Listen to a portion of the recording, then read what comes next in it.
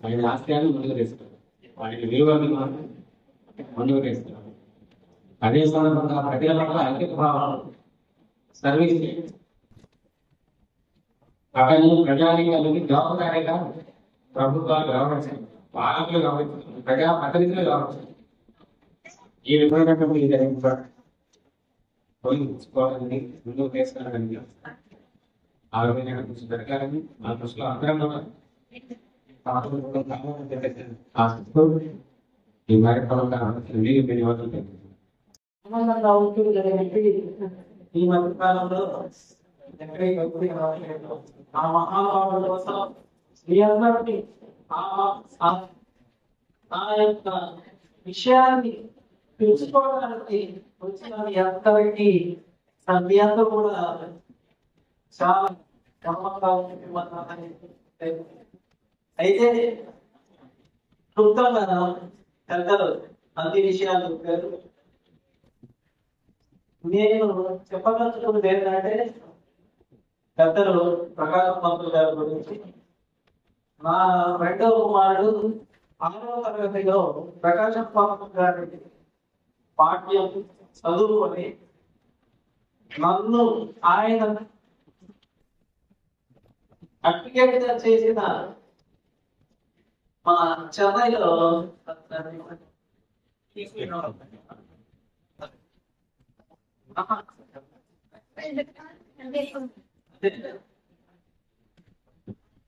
పిచ్చి లోపలికి తీసుకుపోయి ఇక్కడే నువ్వు చెప్పిన ఆ మహానుభావుడు చేసిందిరా నాన్న అని చెప్పి వాడు 6వ తరగతి ఆల్పాస్కూల్లో చదువుతున్న తీసుకుపోతావా లేదా నాన్న అని పట్టుబట్టి నేను చెన్నై తీసుకుపోయి వాడిని తీసుకొని రావడం జరిగింది.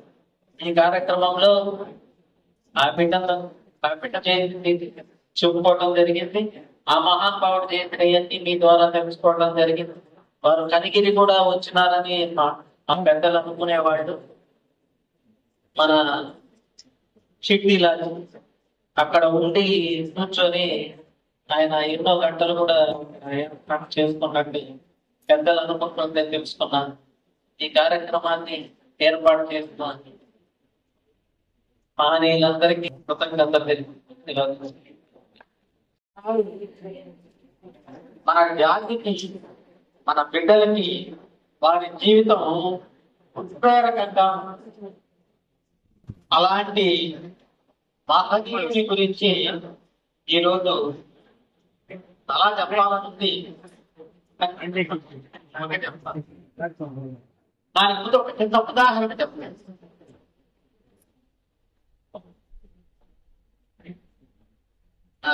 సత్యవ్రతుడు అని ఒక మహర్షి. ఆయన ఉదయాన్నే సంధ్యావందనం చేసుకోవడానికి నదిలో దిగి దోశలు పెట్టి సూర్యపదం ఆయనకి అర్ఘ్యమిస్తున్నాడు.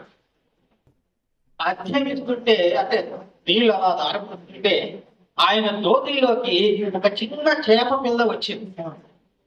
ఆయన అదే చేప వచ్చింది అని వదిలేయకపోతుంటే మహర్షిని వదిలేయమాక, నన్ను రక్షించు, నన్ను రక్షించు. ఓహో, ఇదేదో చిత్రంగా ఉన్నది అని ఆ చేప పిల్లని తన కమండలం వేసుకుని ఆశ్రమానికి వెళ్ళిన తర్వాత ఆయన పని ఆయన చేసుకుంటూ ఉంటే కొంచెం సేపటికి నాకు ఊపిరి ఆడటం లేదు, నాకు ఊపిరి ఆడటం లేదు, నన్ను రక్షించు అనేటువంటి శబ్దం వినిపించింది. ఏ విగ్రహం చూస్తే ఇది కమండలం మొత్తం వ్యాపించింది. దాన్ని తీసి ఒక పెద్ద టబ్బులో వేసింది. ఆ టబ్బు మొత్తం పూర్తయింది. ఇంత పెద్ద చేప వచ్చింది. ఇదేంద్ర చాలా అద్భుతంగా ఉంది అని చెప్పి ఆ చేపని తీసి బావిలో తెల్లవారేసరికి ఆ బావి మొత్తం చేప అయింది. ఆ చేపను తీసి ఒక నదిలో వేయబోతుంటే నదిలో ముందు నన్ను సముద్రంలో వేయాలి. సముద్రంలో వేస్తే అప్పుడు తెలిసినమాట, ఎవరు స్వామి మీరు చాలా చిత్రావిచిత్రంగా ఉంది, ఎవరు మీరు నిజంగా మీరు చేప లేకపోతే ఎవరు మీరంటే నేను మత్స్యావతారం వచ్చాను అనేది. ఆ మత్స్యం ఎలాగైతే ఇది ప్రయాణం చేస్తుందో ప్రకాశం పంతులు గారి జీవితం కూడా ఆ విధంగా సాగుతుంది. ఎలాగంటే వినోదరాయన పాలెం కనపర్తి గడుపుతాడు. ఆ వినోదరాయన పాలెంలో పుట్టినటువంటి ప్రకాశం పంతులు గారు ఎంత ఊరది అన్ని ఒక 100 ఇళ్ళు కూడా ఉంటుంది. 20-30 ఇళ్ళు ఎందుకని పంపిస్తారు. ఆ ఊరిలో జన్మించినటువంటి మహనీయుడు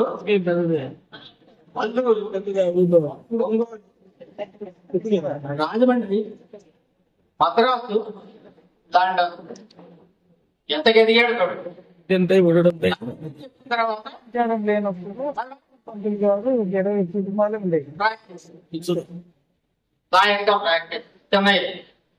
రెండు చేతులు సంపాదించాడు.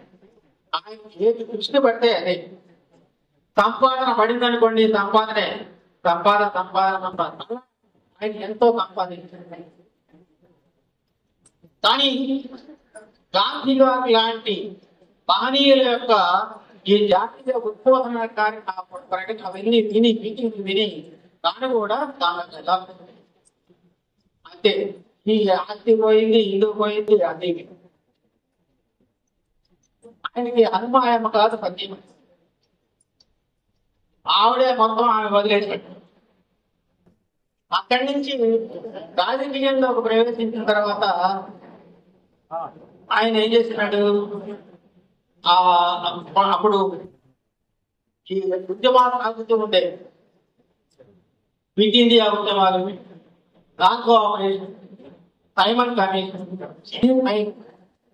ఈ సైమన్ అనేటువంటి త్వరగా ఉన్నప్పుడు ఆయన రాకూడదు, మన ఎలక్షన్ పెట్టి గందరగోళం చేసి ఏదో పనిచేస్తున్నారు. ఆయన రాకుండా నిలుగురెత్తున్న కోసం ఆనాడు పత్రికలు ఎలా ఉండేవంటే అన్నీ కూడా ప్రభుత్వానికి అనుకూలంగా ఉంటుంది. వాళ్ళు చెప్పిందే, వాళ్ళు చేసిందే మనకి తెలియజేస్తుంది. అది కరెక్ట్ కాదనే ఉద్దేశంతో ఆయన స్వరాజ్యం అనేటువంటి పత్రికను పెట్టి ఆ ఒక రాజమండ్రిలోనే ఆయనకి 100 ఎకరాల పొలం, గోదావరి ఒడ్డున ఆయనకి 100 ఎకరాల పొలం. ఆ మొత్తం అంతా పోయింది. ఇంకోలో బిల్డింగులు పోయినాయి, రాజమండ్రిలో బిల్డింగులు పోయినాయి. అటు అక్కడ అడ్వకేట్ గా సంపాదించినటువంటి మద్రాసులో ఉండే బిల్డింగులు పోయినాయి. అన్ని దానికోసమే చాలా కష్టపడి ఆఖరికి సార్ చెప్పారు, ఒక పంచ కట్టుకుంటే రెండో పంచ లేదు. అలా ఎవరైనా జీవిస్తారా? కాబట్టి ఆయన చేసినటువంటి ఆ నిస్వార్థమైనటువంటి ఆ జీవితం మనకు ఆదర్శం కాకపోయినా అని ఆయన చేసినటువంటి విధానం ఒక ఆయన చదువుకోవడం కోసం ఒంగోలులో వాళ్ళ అమ్మ సుబ్బాయమ్మ గారు ఒక హోటల్ పెట్టుకుంది. అది ఆ రోజు పూట ఆ హోటల్ వల్ల ఇంట్లో ఆయన లాయర్లందరూ అక్కడ మన ఒంగోలు జిల్లాలో అప్పుడు లాయర్ కోర్టు ఉంటుంది. ఎక్కడెక్కడ నుంచి చుట్టుపక్కల నుంచి అసలు జిల్లా కోర్టులకు వస్తుంటారు. ఆ లాయర్లంతా ఈమె దగ్గర వచ్చి భోజనం చేస్తే ఆ రూపాయో ₹1 అంతా భోజనం. ఆ విధంగా చేస్తూ ఉంటే దీనికి పరీక్ష ఫీజు కట్టడానికి ఒక ₹3 అవసరం వచ్చింది. ఆ ₹3 అమ్మని అడిగితే ఆ అమ్మ ఏం చేసిందంటే, అంత డబ్బు లేదు నాయన అని కట్టుకునేటువంటి దాచిపెట్టుకున్నటువంటి పట్టు చీర, ఆ పట్టు చీరని ఆయనకి ఇచ్చి ఇది ఎక్కడైనా తాకట్టు పెట్టుకొని నీకు కావాల్సిన ధనాన్ని తీసుకొని పరీక్ష కట్టుకుంది. అది ఆయన చెప్పే కనపడుతుంది. అమ్మ చీర మనం తాకట్టు పెట్టుకోవటం ఏంటంటే, వాళ్ళ బావగారు నరసింహరావు గారు అద్దంకిలో ఆయన తన ఇంటి ముందు పెద్ద అరుగులు అప్పుడు ఆ అరుగు మీద పిల్లలందరినీ కూర్చోబెట్టి చదువు చెప్తూ ఉండేవాడు. వీధి బడి అనేవాడు. ఆ వీధిబడిలో ఆ చెప్పుకుంటూ ఆయన జీవితం గడుపుతుంటే ఆ ఒంగోలు నుంచి అత్తానికి ఎన్ని దాదాపు 30 కిలోమీటర్లు ఉంటుంది కదమ్మా. ఆ 30 కిలోమీటర్లు ఈయన పరిగెత్తడం మొదలెట్టి పరిగెత్తి తెల్లాడేపాటికి ఆయన దగ్గరికి వెళ్ళి బావా నాకు డబ్బులు కావాలి, ఎంతగా ఒక 3 రూపాయలు. 3 రూపాయలు ఎక్కడ ఈసారి ఆదు లేదా పరీక్ష అని అంటే ఆయన ఉత్సాహపడిపోయి సరేరా వెళ్ళిపోతున్నా బావ అంటే లేదు లేదా అన్నం తినిపోరా, నేను అన్నం తింది ఏంటుందో అమ్మ దగ్గరికి వెళ్ళి అన్నం తింటా అంటే మళ్ళీ 30 కిలోమీటర్లు వెనక్కి పరిగెత్తుకొని వచ్చి ఆ మా అమ్మ దగ్గరికి అడిగితే బాగా తెలియలేదబ్బా. సరేరా ఇకపోతే మళ్ళీ ఆ చేసేది ఎవరన్నా గట్టిగా పాలు దగ్గర పెట్టుకొని 3 రూపాయలు తీసుకోరంటే అంత పేదరికాన్ని ఆయన అనుభవించాడు. ఇక్కడ చెప్పుకోవాల్సింది ఏంటంటే ఆయన చదువు అంటే పెద్ద ఇష్టం లేదండి. అల్లరి చిల్లరగా తిరిగేవాడు, యుద్ధాలు కొట్లాటల్లో ఉండేవాడు. అలాంటి వ్యక్తిని హనుమంతరావు నాయుడు ఆయన వాణ్ణి ఒక శిల్పంగా మార్చాడు. హనుమంతరావు గారికి నాటకాలు వేయటం అంటే చాలా ఇష్టం. నాటకాలు వేసాడు. ఆ నాటకాల్లో మనవాడికి చాలా సుందరంగా అందంగా ఉంటాడు. అందుకని ఆడపిల్ల పాత్రలు వేయించాడు. గయోపాఖ్యానం, తెలుగుమట్టి వారి నాటకాలు, తర్వాత కందుకూరు వీరేంద్ర పంతులు గారి నాటకాలు. ఇందులో ఆ రోజు ఈయన ఆడపిల్ల వేషం వేయించి ఆ విధంగా ఈయన నాటకాలంటే బాగా పెద్దవండి. అటు నాటకం ఇటు ఆ నాటకాల నుంచి చదువు వైపు మరచి ఈయనకి పట్టుదల మాత్రం గట్టిగా ఉంది. ఏదైనా అంటే పట్టగలదు, పట్టి ఈడుకోగలదు. పట్టి ఒడిసినట్టే పడి తచ్చడం లేదు. ఆ విధంగా ఈయన పట్టు పట్టాడంటే దాన్ని మొత్తం కూర్చోదాకా ముడిపడ్డాడు.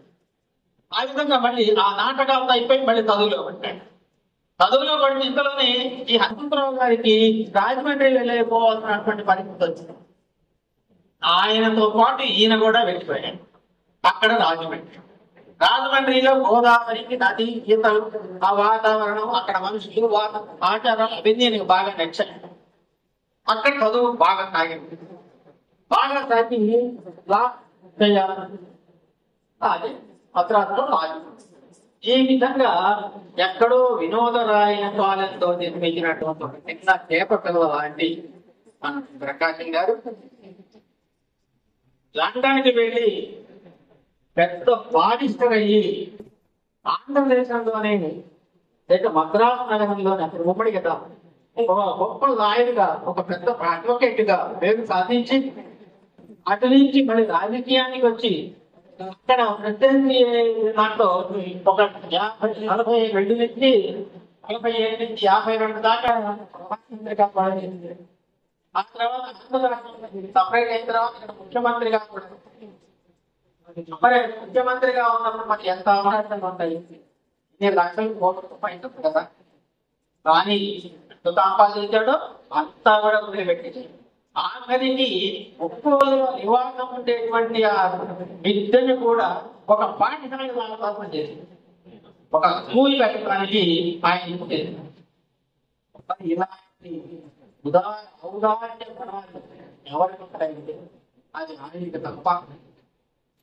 కనుక మన పిల్లలకి ఆనందవంతంగా ఉండాలి అంటే ఆయన యొక్క జీవితానికి సంబంధించినటువంటి ఇలాంటి చిన్న చిన్న కథల్ని మన కనుక పిల్లలకు అందించినట్లయితే వారి యొక్క జీవితంలో కొత్తగా అంతటి బాధ్యత కాదు ఎవరికి.